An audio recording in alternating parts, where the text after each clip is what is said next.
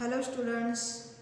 So today we are going to start new chapter, that is measurement and effects of heat. So we have seen in previous classes that heat is a form of energy which flows from one object which has high temperature to an object with a low temperature. So आपण याच्या आधी पूर्वीच्या काही क्लासेसमध्ये असं शिकलो आहोत की जास्त टेम्परेचरकडून नेहमी काय होत असतं, कमी टेम्परेचरकडे हीट जी आहे तर ती फ्लो होत असते. सो हीट ही एका प्रकारची काय आहे, एनर्जी आहे असं आपल्याला सांगता येईल. So the temperature of an object which tells us how hot or cold that object is.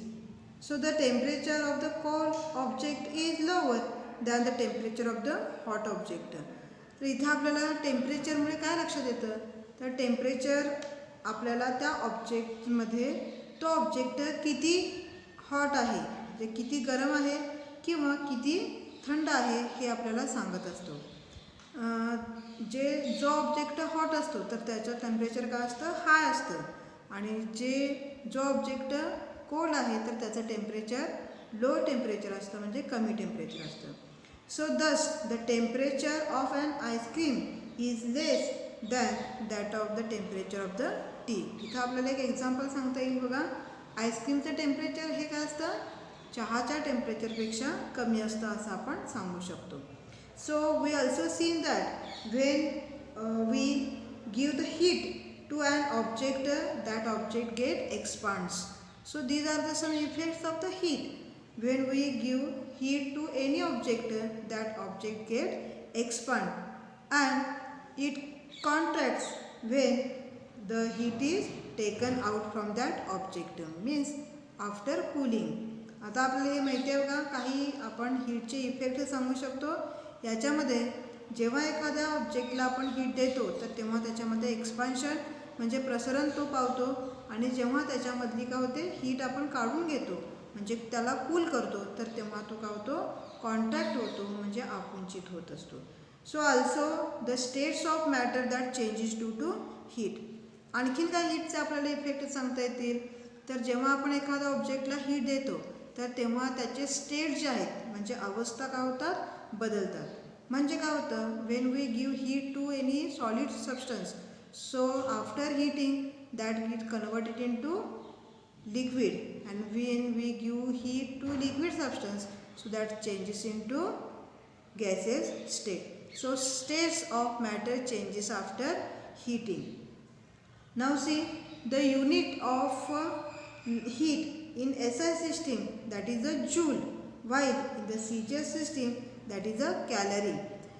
Heat मोजण्याचं जे एकक आहे SI सिस्टीममधलं तर ते आपल्याला सांगता येईल आणि ते आहे जूल, आणि CGS सिस्टीममधलं या हीटचं एकक आहे calories. So 1 calorie is equivalent to the 4.18 joule. 1 calorie is equal to 4.18 joule एवढी काय असते, हीट असते. सो हे काय आहे, हीट मोजण्याचे काय आहेत एकक आपल्याला सांगता येतील. So 1 calorie heat is required to increase the temperature of 1 gram of water through 1 degree Celsius.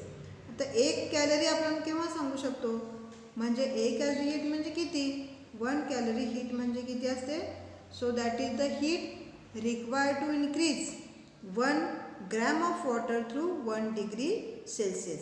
म्हणजे 1 ग्रॅम पाण्याचे 1 डिग्री सेल्सिअसने टेम्परेचर तापमान वाढवण्यासाठी जेवढ्या उष्णतेची आवश्यकता असते ती उष्णता ही 1 कॅलरी उष्णते एवढी इक्विव्हॅलंट असते असं आपण सांगू शकतो.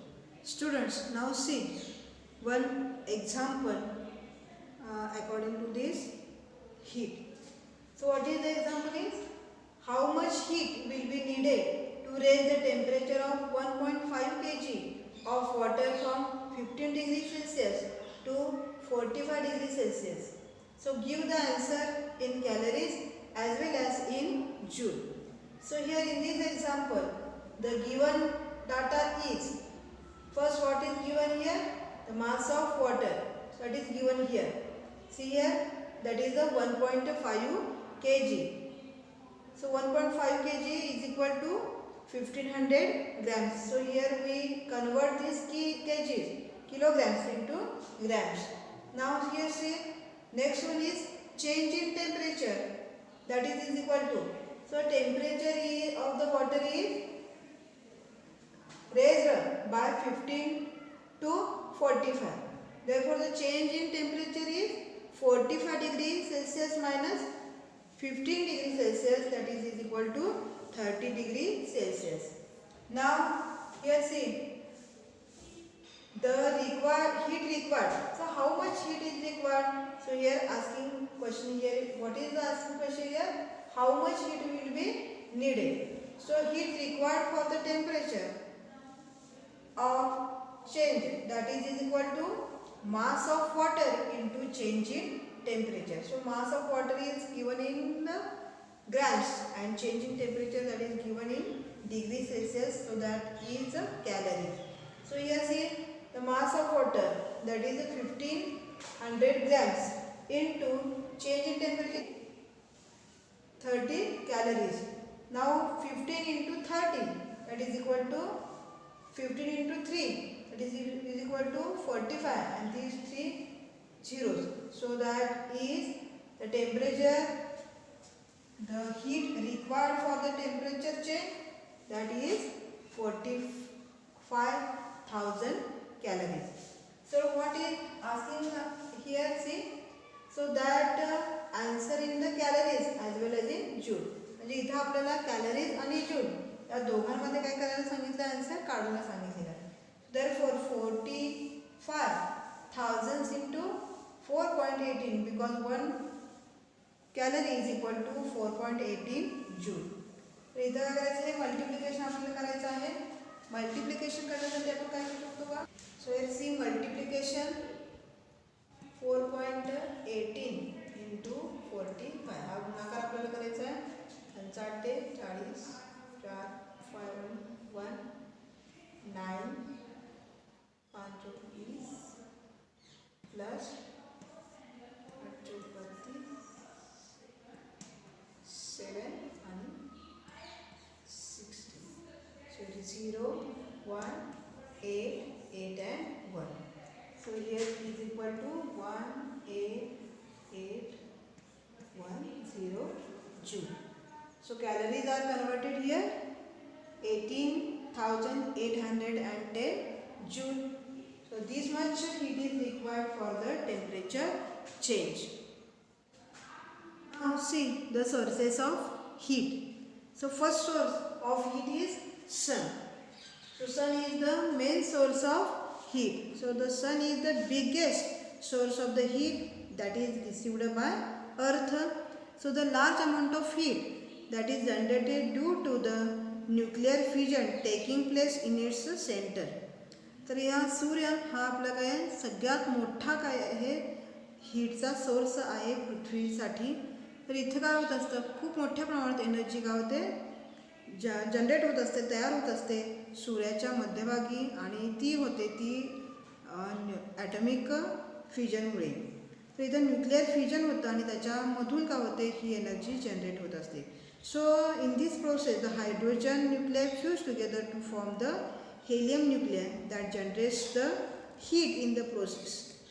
आता इथं सूर्याच्या या केंद्रभागी काय होतं बघा, हायड्रोजन जो ॲटम आहे तर त्याचं फ्युजन होतं आणि त्याच्यापासून हेलियम ॲटम तयार होत असतो.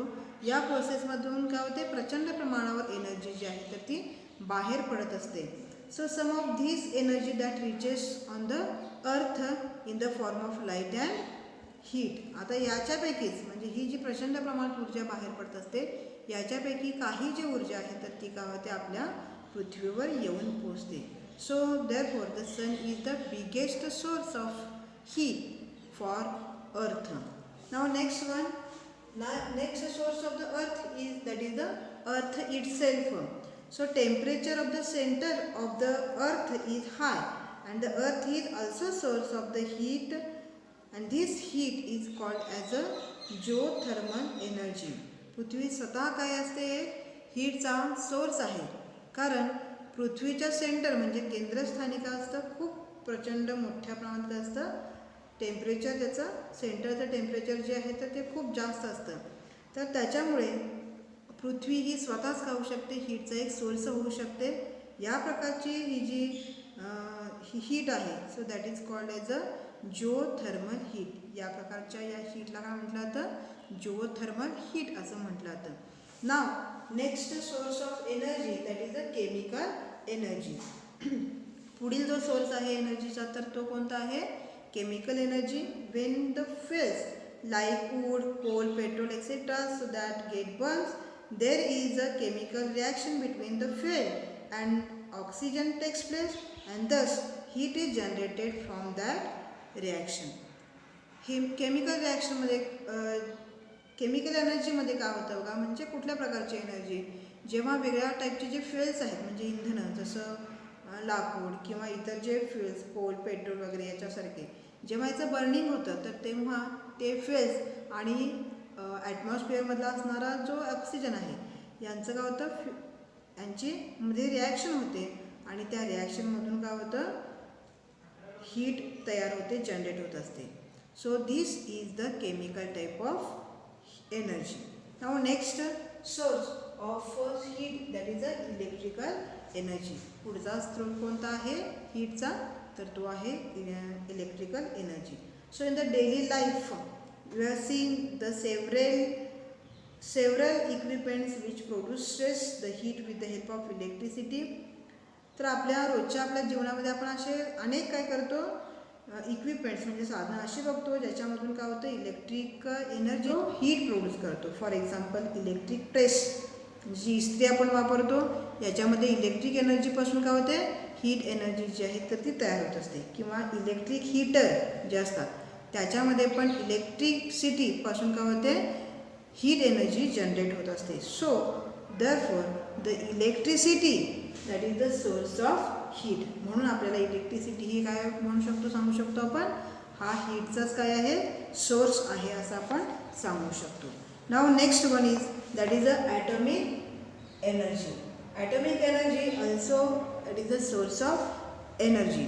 So much huge amount of heat that is produced in the very short time when the nuclei of the some elements like uranium or thorium that undergoes the fission. So this is used for the atomic energy projects. आता atomic energy म्हणजे अणु ऊर्जा. तर यामध्ये बघा खूप मोठ्या प्रमाणावर काय होत असते, हीट तयार होत असते. केव्हा तयार होते ही हीट, एकदम कमी कालावधीमध्ये ही काय होते, हीट तयार होऊ शकते किंवा जनरेट होऊ शकते. काही इलेमेंट्स असे आहेत जसं युरेनियम किंवा थोरियम वगैरे यांच्या न्यूक्लियसचं फ्युजन होतं आणि या फ्युजनमधून काय होत असतं, एनर्जी तयार होत असते. आणि अशा प्रकारची जी एनर्जी आहे तर ती ॲटॉमिक एनर्जी जनरेशन ज्या प्रोजेक्ट्स असतात तर त्याच्यामध्ये ही एनर्जी जी आहे तर ती वापरली जाते. Now next source of heat that is a air. पुढचा सोर्स बघूया आपण, तो आहे air. So the large amount of heat that is present in air which around us. आपल्या सभोवताली जी एअर आहे तर ही एअर ही पण काय आहे, हीटचा एक सोर्स आपल्याला सांगता येईल, because that has a large amount of heat. See the next point is temperature. So now we are going to get some more information about the temperature. So you can find out how hot or cold an object is by touching the object. However, our sense of hot or cold that is relative. Thus we can understood that from the following experiment.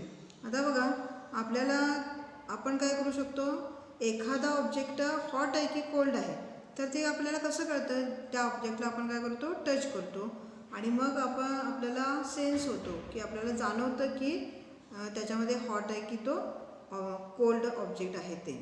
तर आपण हे जास्तीत जास्त आपण एका एक्सपेरिमेंटवरून काय करू शकतो, आपण हे सांगू शकतो. So try this experiment. Take 3 similar vessels. So let us call them A, B and C. So these are the 3 similar vessels. Fill A with hot water, B with cold water and put some water from A and B in C. Now dip your right hand in A and left hand in B and keep them immersed for 2 to 3 minutes. Now dip both the hands in C. What do you feel? आता इथं काय घेतलं बघा आपण vessel A, B आणि C हे समान similar असणारे काय हे वेसल्स आहे. A मध्ये हॉट वॉटर घेतलं आहे, B मध्ये कोल्ड वॉटर आणि C मध्ये A आणि B याच्यामधलं काय केलं वॉटर ह्याच्यामध्ये घेतलेलं आहे. पहिल्यांदा आपण काय करायचं A मध्ये आपलं काय करायचं हात डीप करायचा आहे. त्याच्यानंतर दुसरा जो हात आहे तर तो काय करायचा B मध्ये डीप करायचा आणि दोन्ही जे आहेत तर ते काय करायचे C मध्ये आपल्याला डीप करायचे आहेत. आणि तुम्हाला काय इथे जाणवतं तर ते काय करायचं बघायचं आहे.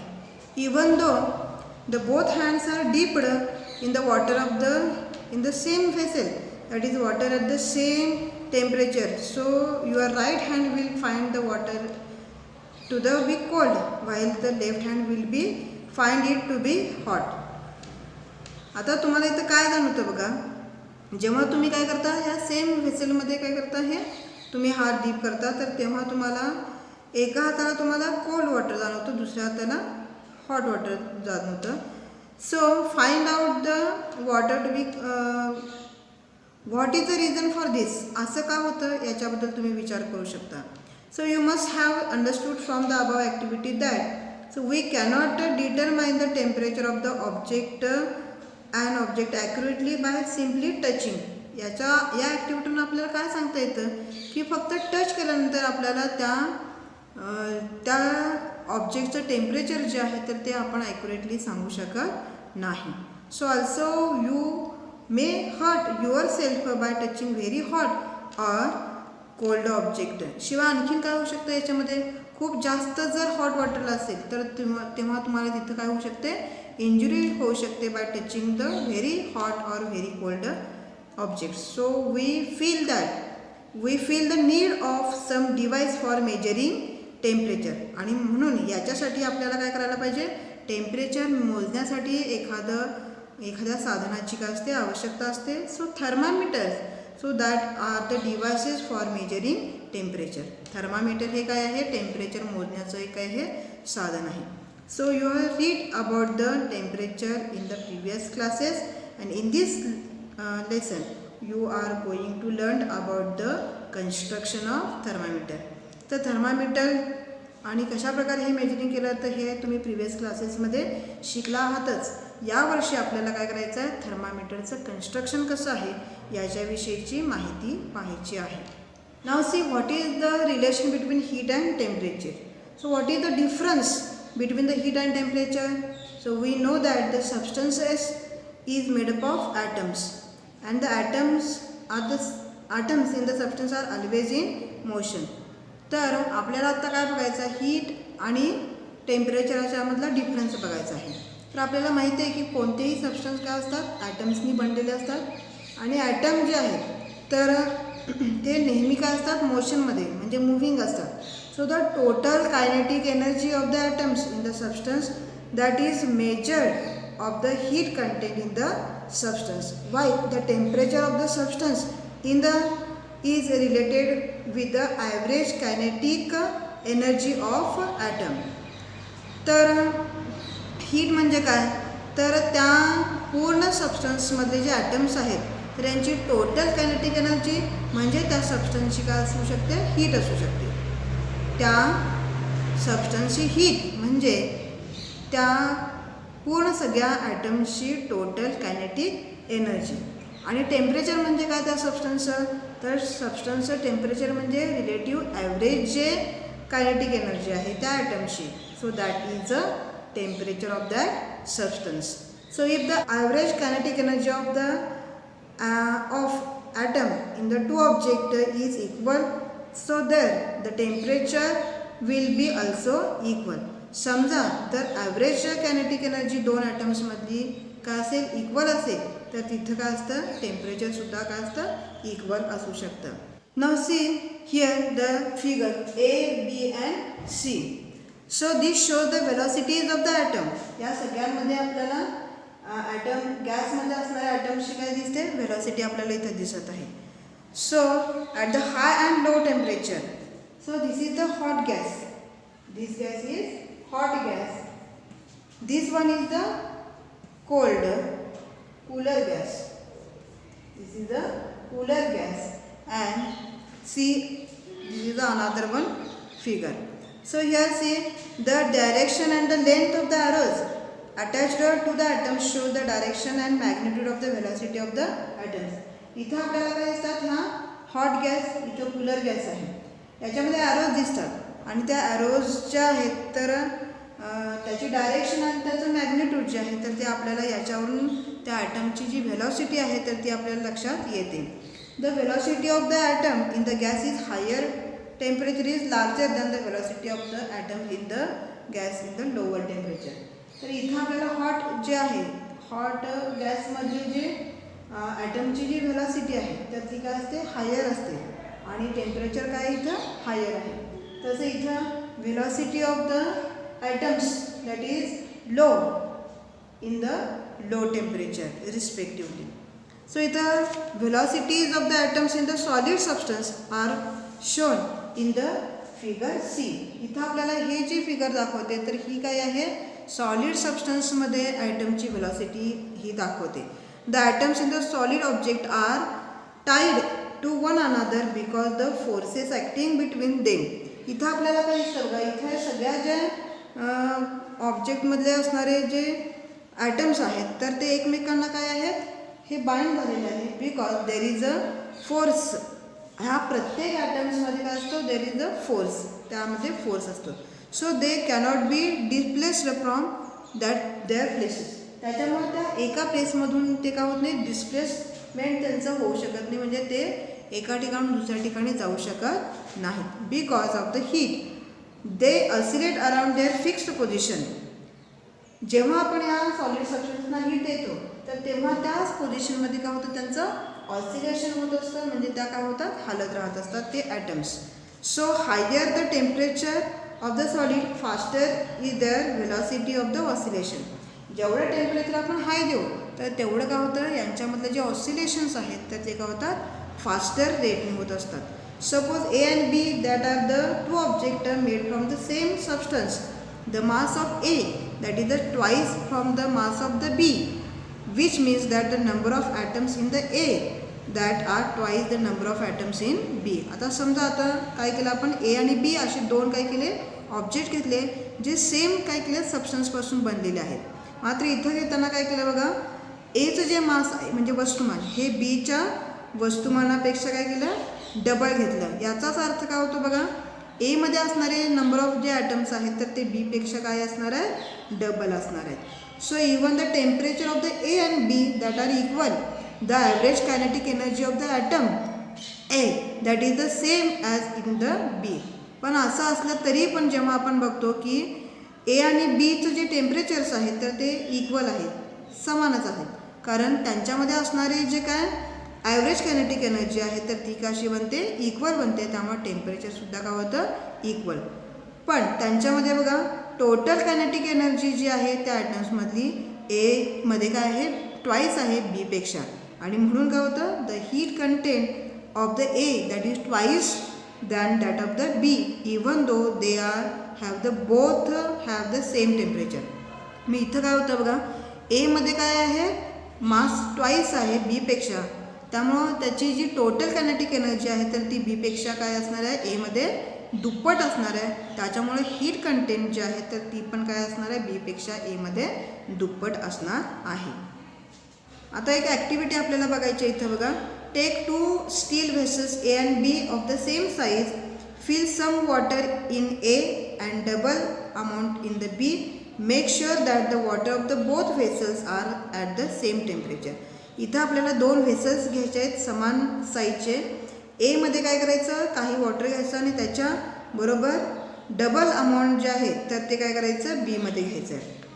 आणि बोथ त्या दोन्ही वॉटरचे जे टेम्परेचर आहे तर ते समान आहे का याची खात्री करून घ्यायची. Now raise the temperature of the water in both vessels by 10 degrees Celsius using the spirit lamp. Did it make the same time to increase the temperature in the two vessels?